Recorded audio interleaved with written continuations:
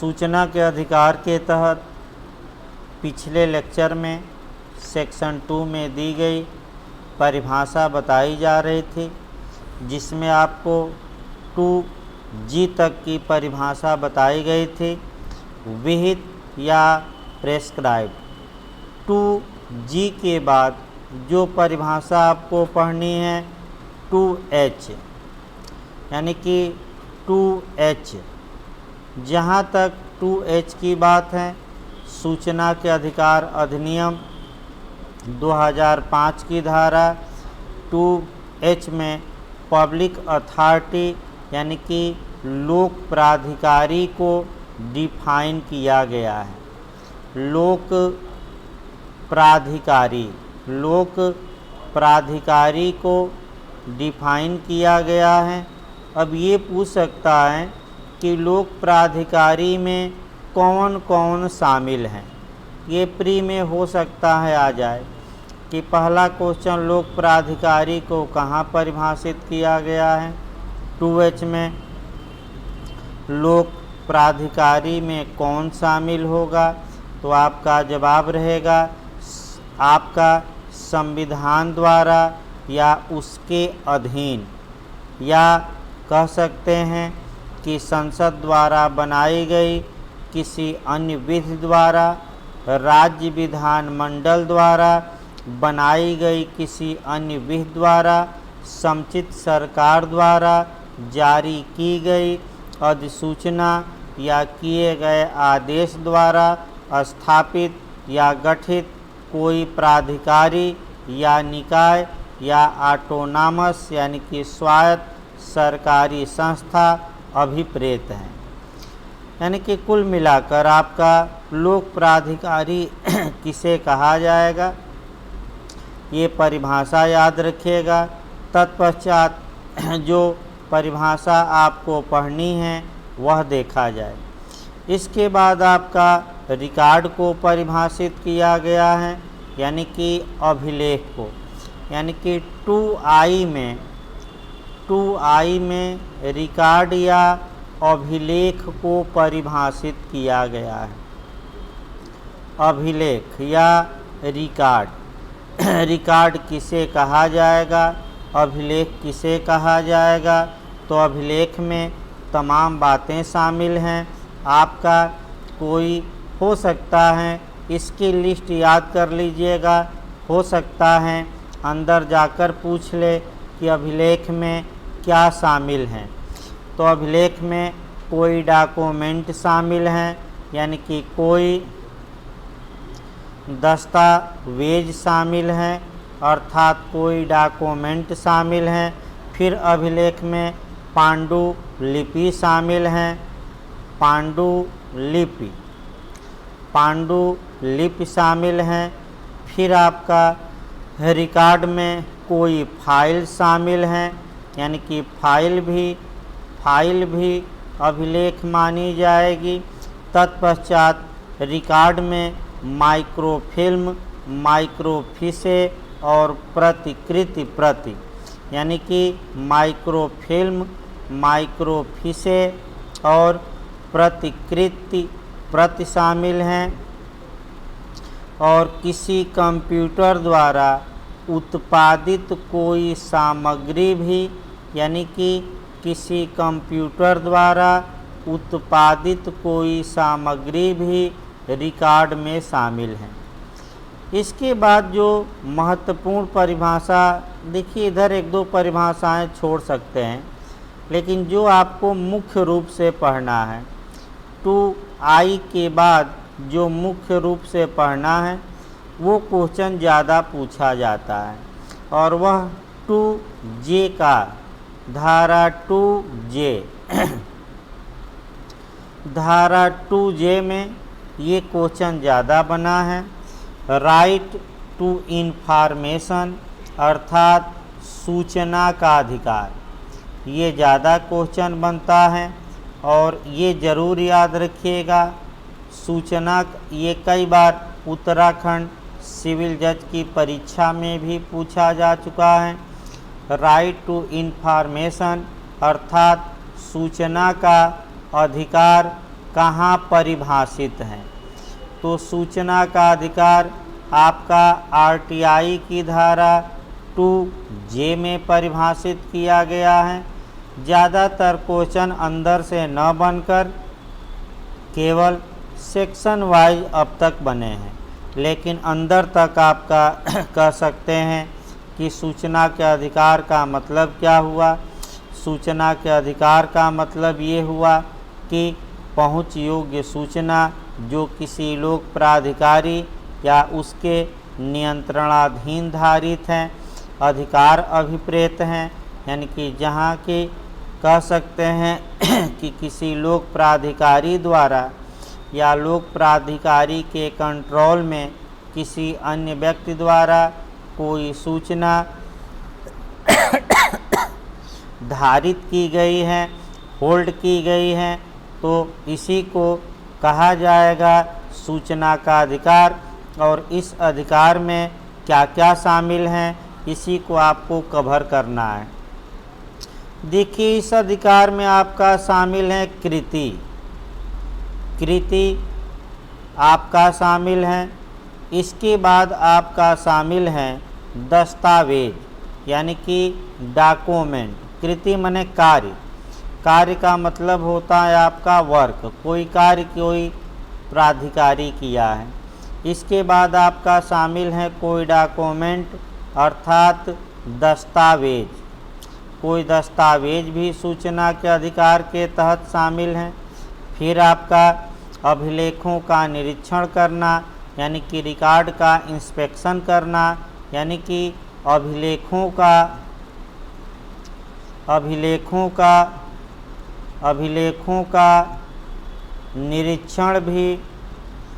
निरीक्षण भी सूचना के अधिकार में शामिल हैं, यानी कि अभिलेख को आप निरीक्षण कर सकते हैं। इसके बाद आपका दस्तावेजों की टिप्पणियाँ, यानी कि कमेंट लेना। इसके बाद उद्धरण, यानी कि उसमें से मेन चीज़ें हासिल करना। और दस्तावेज की सबसे महत्वपूर्ण बात है प्रमाणित प्रति। जो दस्तावेज की प्रमाणित प्रति होती हैं, ये प्रमाणित जो प्रति हैं आपका, ये भी सूचना के अधिकार के तहत आपका शामिल है। इसके बाद सामग्री का नमूना लेना, यानी कि जो नमूना लिया जाता है, सैंपल लिया जाता है सामग्री का, वह भी आपका सूचना के अधिकार में शामिल है। इसके बाद आपका डिस्टेक हो गया, फ्लॉपी हो गई, टेप हो गया, यानी कि कुल मिलाकर जो इलेक्ट्रॉनिक माध्यम से जिन चीज़ों को रखा जाता है, चाहे वीडियो कैसेट में रखा जाए, टेप में रखा जाए, फ्लॉपी में रखा जाए, डिस्केट में रखा जाए या कंप्यूटर में रखा जाए, ये जितनी बातें इन इलेक्ट्रॉनिक साधनों में रखी गई हैं, वह सभी सूचना के अधिकार में शामिल मानी जाएगी। यानी कि टेप आपका हो गया, फिर वीडियो कैसेट हो गया, फ्लॉपी हो गई इत्यादि, या जो कंप्यूटर में भरकर सूचना रखी गई है वह भी। तो ये ज़्यादातर यहाँ से जो क्वेश्चन बनता है वह आपका ये बनता है कि सूचना का अधिकार अधिनियम कह सकते हैं में सूचना का अधिकार कहाँ परिभाषित है। तो आप अच्छे से तैयार रखिए 2J में। आइए जो अगली परिभाषा आपको पढ़नी है, इसके बाद कह सकते हैं वह देखा जाए। अगली परिभाषा आपका मुख्य रूप से लास्ट में 2N पढ़ना है। एक दो परिभाषाएं छोड़ दीजिएगा। 2N में थर्ड पर्सन यानी कि पर व्यक्ति को परिभाषित किया गया है। तो पर व्यक्ति का मतलब क्या हुआ, तो एक उदाहरण देखिए। ए ने सूचना के अधिकार के तहत सूचना की मांग की। अब ए के अलावा जो भी व्यक्ति होंगे वे थर्ड पर्सन कहलाएंगे, यानी कि ए के अलावा जो भी व्यक्ति होंगे, चाहे वो लोक प्राधिकारी हो या सूचना अधिकारी हो या कोई नागरिक हो, व्यक्ति हो, उन सब को थर्ड पर्सन कहा जाएगा। फिर एक बार याद रखिए, जो नागरिक सूचना के अधिकार अधिनियम के तहत सूचना की मांग करता है, उससे भिन्न जितने भी व्यक्ति हैं वे थर्ड पर्सन माने जाएंगे। बस एक लाइन। इस प्रकार सेक्शन 2 की जो मुख्य डिफिनीशन थी वह आपको बताई गई। अब आइए सेक्शन आपका देखा जाए। कह सकते हैं 3 देखना है, 3 से अच्छा क्वेश्चन बनता है। धारा 3 से अच्छा क्वेश्चन बनता है। धारा 3 को अच्छे से आप तैयार रखेंगे। देखिए धारा 3 में कैसा क्वेश्चन बन सकता है, उसको और अच्छे से तैयार रखेंगे।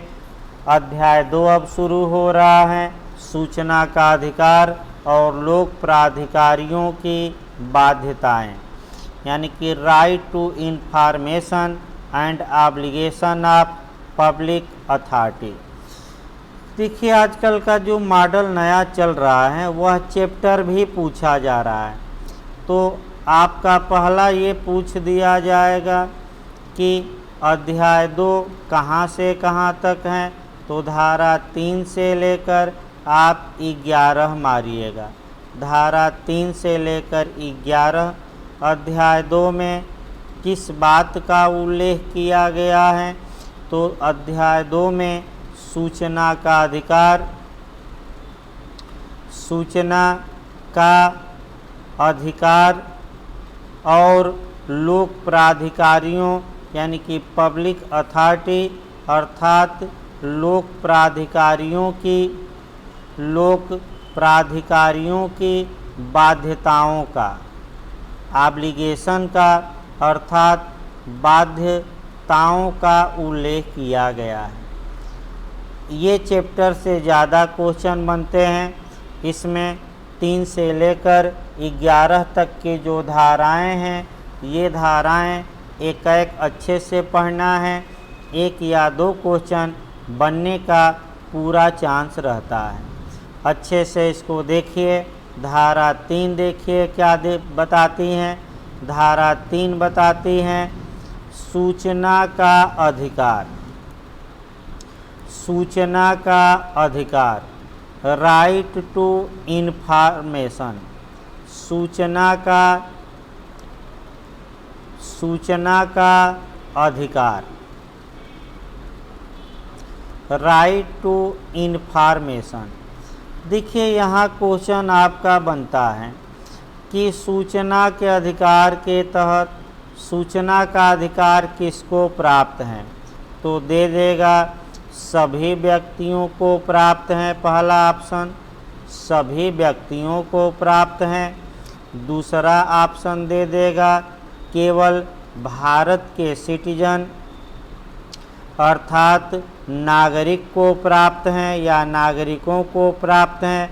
तीसरा दे देगा विदेशियों को प्राप्त हैं, विदेशियों को प्राप्त हैं। और चौथा दे देगा इनमें से कोई नहीं। ये क्वेश्चन इनमें से कोई नहीं, इनमें से कोई नहीं दे देगा। ये क्वेश्चन बनने का पूरा चांस है। इसको अच्छे से तैयार रखिए कि सूचना का अधिकार के तहत कौन व्यक्ति सूचना की मांग कर सकता है। आपका सभी व्यक्ति कर सकते हैं कि केवल भारत के नागरिक कर सकते हैं कि विदेशी भी कर सकते हैं। ये क्वेश्चन आ सकता है। जब भी ऐसा क्वेश्चन आए तो धारा 3 इस बात को स्पष्ट रूप से बता देती हैं कि सूचना के अधिकार केवल और केवल भारत के नागरिकों को प्राप्त हैं। यानी कि सूचना का अधिकार के तहत कोई विदेशी सूचना की मांग नहीं कर सकता, केवल भारत के नागरिक ही कर सकते हैं। इसका कारण थोड़ा देखिए। इसका कारण हमें जहाँ तक लगता है अनुच्छेद 19(1)(a) है। भारतीय संविधान का अनुच्छेद 19(1)(a) के तहत स्पीच एंड एक्सप्रेशन अर्थात वाक एवं अभिव्यक्ति की स्वतंत्रता में ही उच्चतम न्यायालय ने ये बता दिया कि सूचना का अधिकार वाक और अभिव्यक्ति की स्वतंत्रता में समाहित हैं और एक फंडामेंटल राइट हैं, यानी कि मूल अधिकार हैं।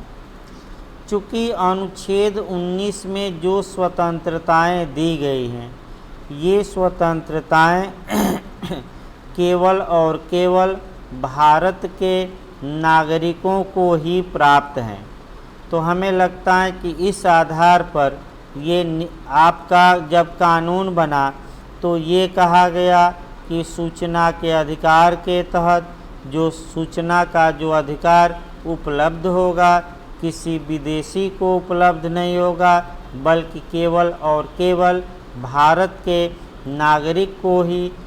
नागरिकों को ही उपलब्ध होगा। यहाँ से आपका क्वेश्चन बनने का पूरा चांस है। अब आइए धारा 3 के बाद आरटीआई की धारा 4 देखा जाए। धारा 4 और जहाँ तक धारा 5 की बात है आपका कह सकते हैं कि इसको धारा 4 और धारा 5 से कम क्वेश्चन बनते हैं, उतना महत्वपूर्ण नहीं है, लेकिन अगर बहुत अंदर जाकर क्वेश्चन बनाए तो क्या बना सकता है, इसको देखना है। आइए देखा जाए सेक्शन 4। धारा जहाँ तक 4 की बात है, 2-3 बातें याद रखिएगा।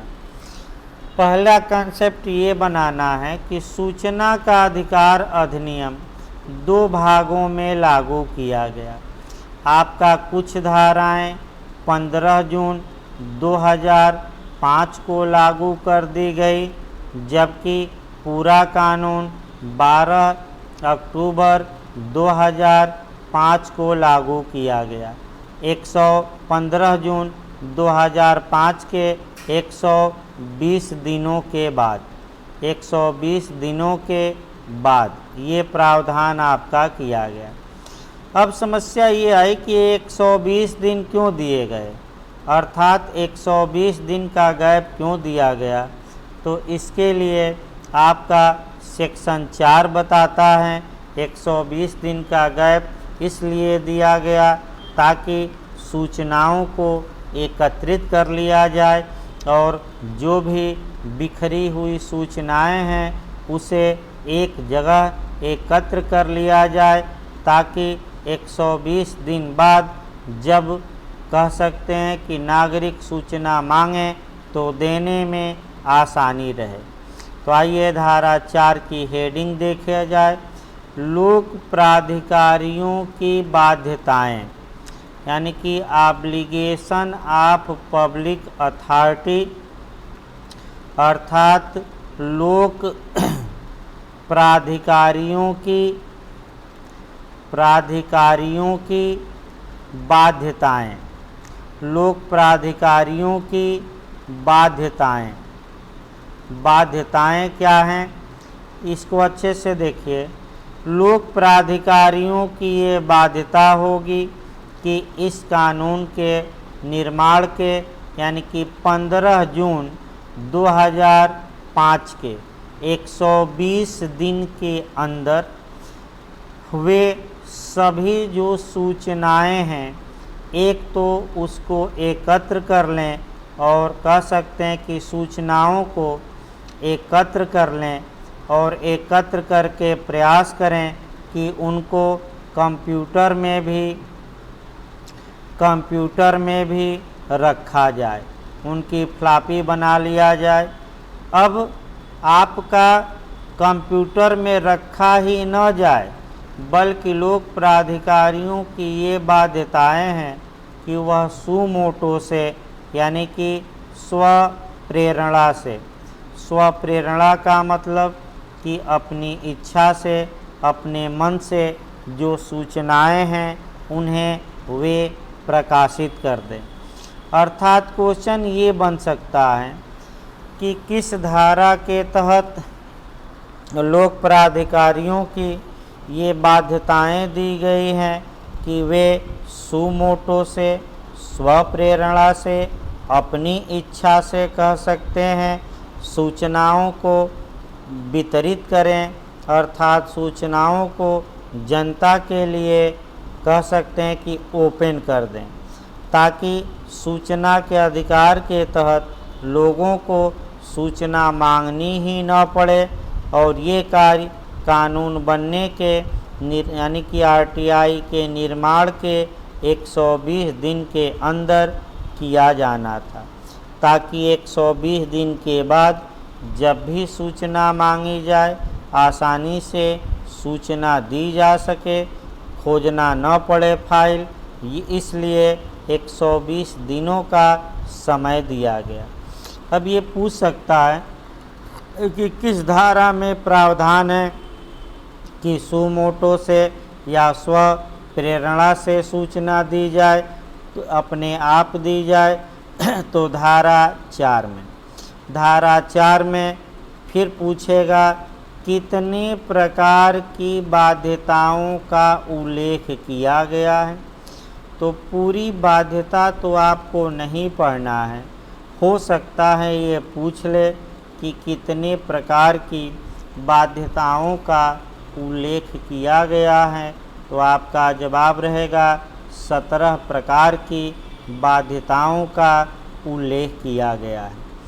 देखिए धारा 4 में आपका यही 2-3 क्वेश्चन पढ़ना है। 17 प्रकार की बाध्यताएं हैं। सुमोटो से अपना सूचना दीजिए, ये भी कहा गया है। पूरी सूचनाओं को एकत्र कर लिया जाए, कितने दिनों के अंदर, तो 15 जून 2005 के 120 दिनों के अंदर। ये भी पूछ सकता है कितने दिनों के अंदर, तो आपका जवाब रहेगा 120 दिनों के अंदर। धारा 4 के बाद अब आइए धारा 5। यहाँ से भी 1 या 2 लाइन ही इसको भी पढ़ना है, क्योंकि मुख्य रूप से आपका जब शुरू होगा तो धारा 6 से ज़्यादा बातें बताई जाएंगी। जहाँ तक धारा 5 की बात है, लोक सूचना अधिकारियों का पद नाम, यानी कि धारा 5 में लोक सूचना अधिकारियों के पद नाम का उल्लेख किया गया है। लोक सूचना अधिकारियों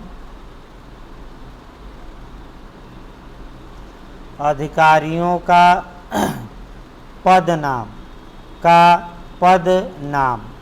पद नाम का मतलब ये हुआ कि किससे सूचना मांगी जाएगी, वह कौन अधिकारी होगा जो सूचना देने के लिए जिसको सूचना के लिए हम एप्लीकेशन देंगे। तो प्रत्येक विभाग का ये कर्तव्य बनाया गया कि वह इस कानून के निर्माण के 100 दिन के अंदर, देखिए यही अंतर है, धारा 4 में 120 दिन के अंदर था, यहाँ 100 दिन के अंदर। प्रत्येक विभाग का यह विधिक कर्तव्य होगा कि इस कानून के निर्माण का मतलब हुआ 15 जून 2005। 15 जून 2005 के 100 दिन के अंदर आपका जो भी सूचना अधिकारी हैं उनका नाम, पदनाम इत्यादि को विहित कर दिया जाए, निर्धारित कर दिया जाए। क्यों यहाँ 100 दिन का समय दिया गया और धारा 4 में 120 दिन का समय दिया गया? इसलिए दिया गया कि 100 दिन में अधिकारी नियुक्त हो जाएंगे और इन्हीं अधिकारियों से लोग 120 दिन बाद सूचना की मांग करेंगे। तो पहले 100 दिन में अधिकारी नियुक्त हो जाएं सूचना वाले, और 120 दिन के बाद इन्हीं अधिकारियों से लोग सूचना के अधिकार के तहत सूचनाओं की मांग करेंगे। तो धारा 5 बस ये है, आप प्री के लिए इतना याद रखिए कि कितने दिन के अंदर लोक सूचना अधिकारियों का पदनाम आपका मन निर्धारित किया जाएगा, किस विभाग में कौन व्यक्ति सूचना अधिकारी हैं।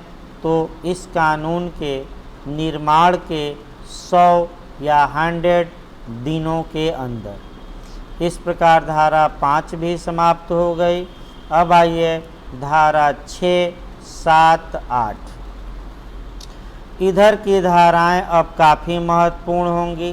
6 से भी क्वेश्चन बनता है, 7 से भी बनता है, 8 से भी क्वेश्चन बनता है, 9 से भी, 10 से भी और 11 से भी। धारा 6 क्वेश्चन बन सकता है कि सूचना अभिप्राप्त करने के लिए अनुरोध। तो पहले क्रम बना लिया जाए।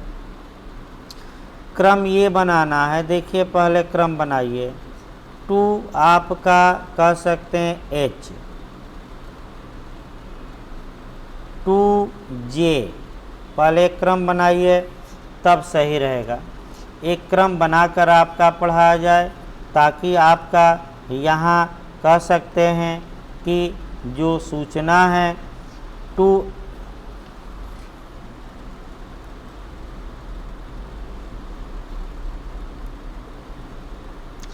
देखिए कंसेप्ट भी आपका क्लियर होना चाहिए एकदम। अब कंसेप्ट पहले बनाइए और तब आपका कह सकते हैं कि आपका धारा 6 शुरू की जाएगी। एक कंसेप्ट आपका बना लेना है अच्छे से, इन सभी को एक साथ अब पढ़ा जाएगा।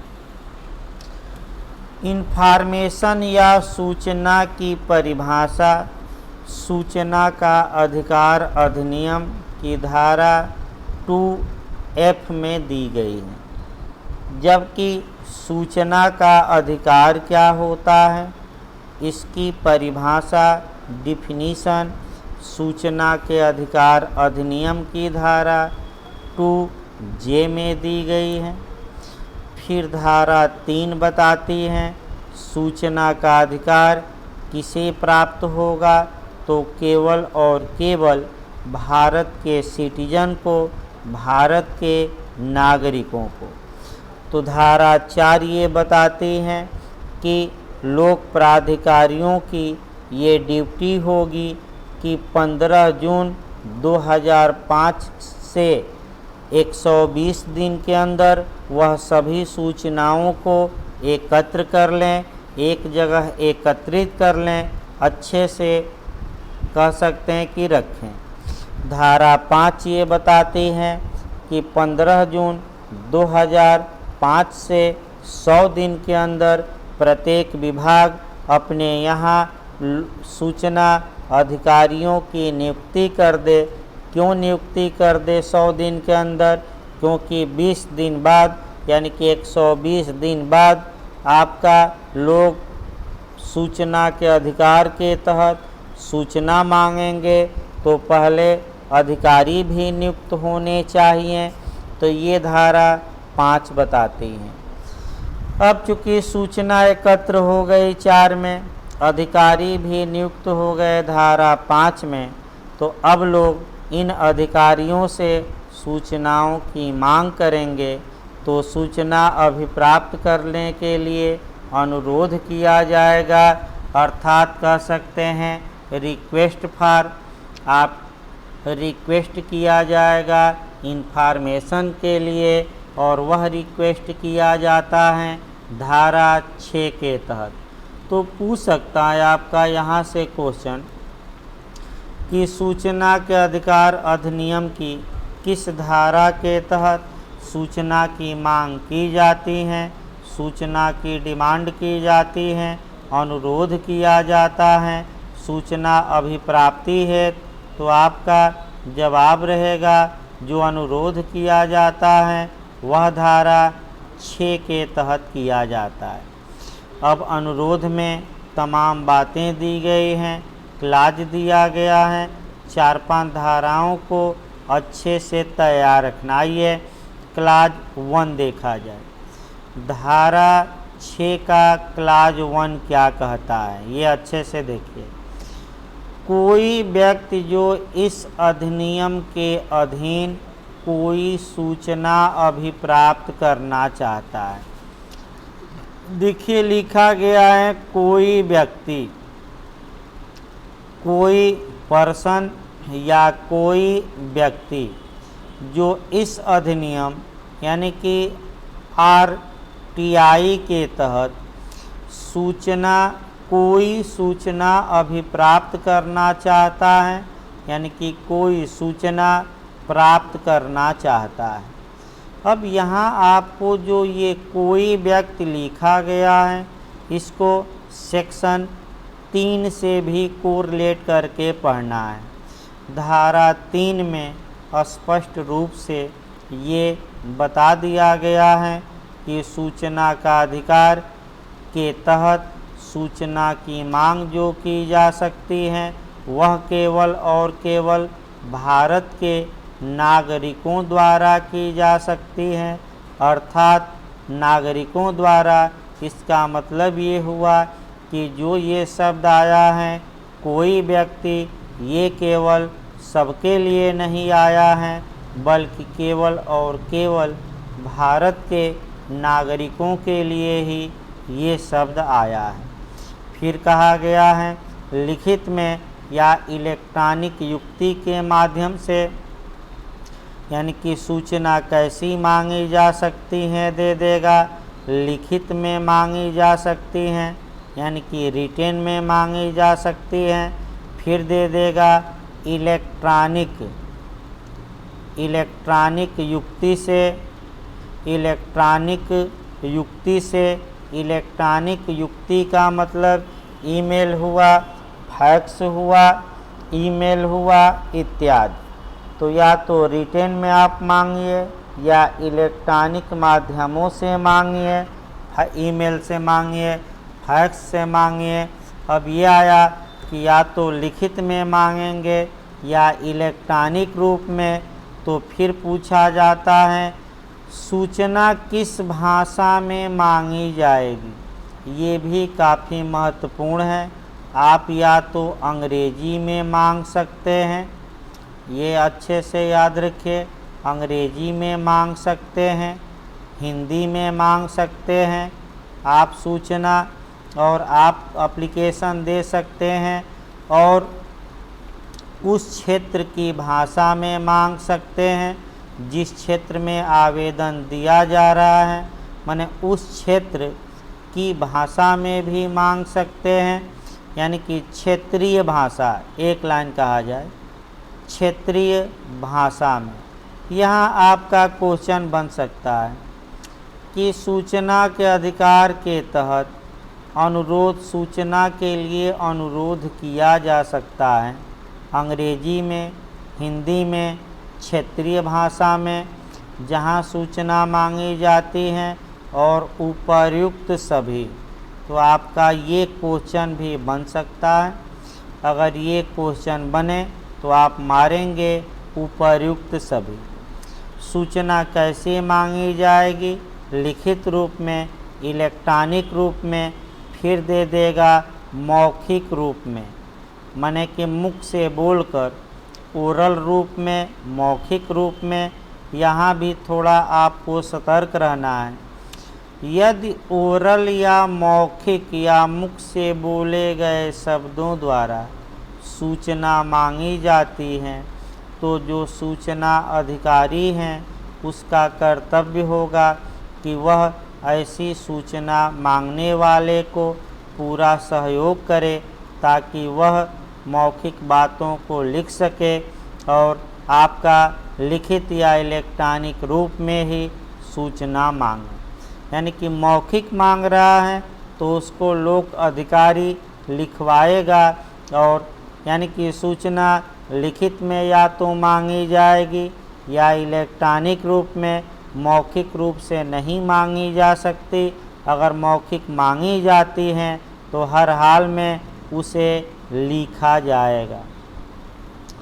तो इस प्रकार आपको आज पढ़ाया गया कुछ चीज़ें, अगले लेक्चर में और चीज़ें पढ़ाई जाएंगी। धन्यवाद।